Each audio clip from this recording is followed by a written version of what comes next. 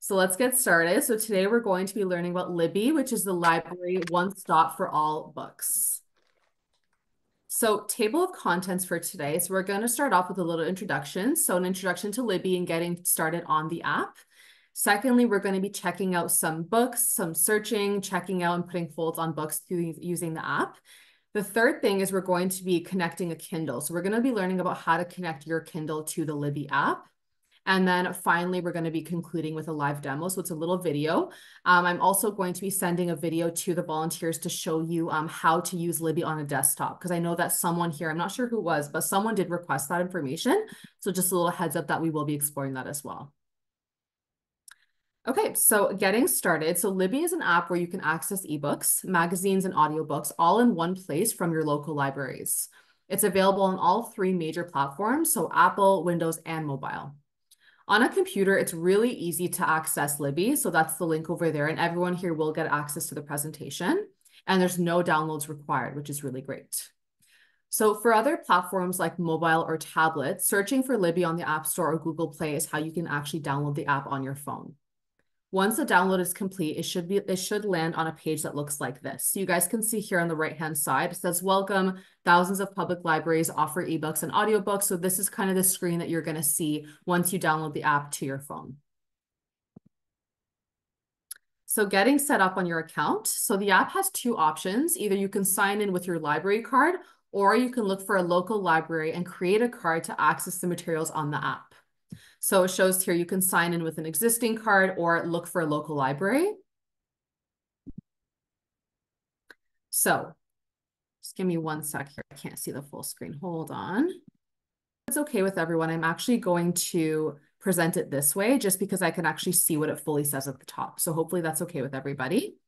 So once you land on this page, you should have three options: guess your library, search for a library, or recover your data.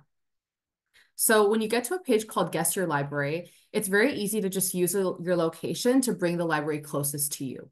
So if this is the library whose content that you wish to view, you click on it and it'll take you to the landing page with all the books. Otherwise, you can continue, you can click the button called Keep Looking and it will bring you to a map with all your nearby libraries. So this is basically kind of a feature that they have on the app to help you find your nearest library. It's important to note that not all libraries support Libby, so only the ones that pop up are the ones that are available. So that's also a really good feature to kind of mention, is that you might think that you might be able to find your library on Libby and it doesn't, it's not supported by all libraries. So that's just something to keep in mind as well. So search for a library. Searching for a library is very easy. Just put your library name in, the city or the zip code, and it will show you all the applicable results. So you guys can kind of see here on the right-hand side, it says there are several ways that can help you find your library. How would you like to continue? And it kind of gives you three different options. Recover your data. So if you've already used Libby before, clicking on recover your data will bring all the previous details before, such as your holds, your issues, etc. There are two options: recover with passkey or display setup code. So the recover with passkey feature can only be used if you previously used the backup your data feature, which have provided you with the passkey. So this you can basically only do if you've had a passkey set up before. If this option is not usable, click on display setup code, which will provide you with a code that you can be used on a device with Libby on it. So the step-by-step instructions are on the website. So this is just a very kind of brief introduction to it. It kind of seems a little confusing right now, but once you're on the website, it's very straightforward to follow. So looking for a library.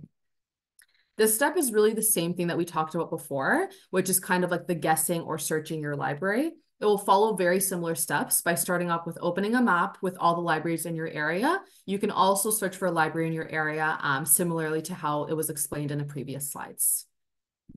So the next part's signing in with a card. Once you load into the home page, you'll see two buttons. The first button is sign in with my card, and the second button is I would like a card. You click on the appropriate option and follow the steps on the website to get started. And like I mentioned, all these steps are written in detail on the website. So explore books. Once you land on the Explore Books page, you'll see a huge selection of books, ranging from ebooks to audiobooks or even to magazines. And all of these available are, all of these are available at your ease, which can put, you can put them on hold or you can borrow them. It's really cool because instead of you having to actually go to a library and get the books, it's nice to have them available online. I think that's very, very handy. So these don't have wait lists. However, they can't be renewed or they might have shorter loan periods. So that's really important to note as well. Some people prefer to have a very long loan period for a book. So it tends to be a little bit shorter with Libby. So that's something to keep in mind as well. And if the book is not available, you can also put them on hold, which will automatically be issued to you once it becomes available. Books which are a skip the line are not available at the moment because they have an icon beside them. So you'll know that some books are just not available when they have that skip the line option beside it. So let's move on to filters. So multiple filters can be used to narrow down results. For example, available. Available now is what it's called. It'll only show you books that are currently available and that can be borrowed. The icon, which looks like an upside down pyramid, is going to open up like a bigger menu with more options to narrow down some results. So you can kind of see in this icon here at the bottom, that kind of upside down pyramid looking thing. Okay, so let's move on to search. So you can access the search feature on Libby by clicking on the magnifying glass icon in the bottom navigation bar. It's going to open up a page that looks like this. If you guys see in the right-hand corner, that's the page that it's going to show where it says catalog filters. The search bar on the top can be used to search up books or even authors. So let's say there's a book that you want to find, or you want to find more books from the same author. Let's say it's an author that you really enjoy reading from. This would be where you kind of find that. Filters can also be used similarly to how they were earlier. And below that, you can also see all your recent searches for easy access again. So let's say you were searching and you found a book that you really liked and you kind of forgot what it was called. You can actually go back and see what you searched from before. Okay, so moving on to book portfolios. So book portfolios contain all the information about the book. It includes the author, the description, reviews, the publisher, other information, related books, etc. So lots of information. This is also the place where you can borrow and hold books. You can also read and play samples of the book, or you can even add tags. Magazines also have an option to subscribe where you can add them to a tag and the app will notify you when a new issue is available. And moving on to shelf.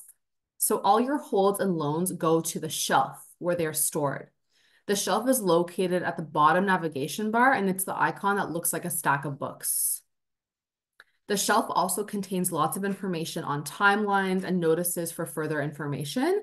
And if you have subscribed to any magazines, they'll also show up under that shelf area.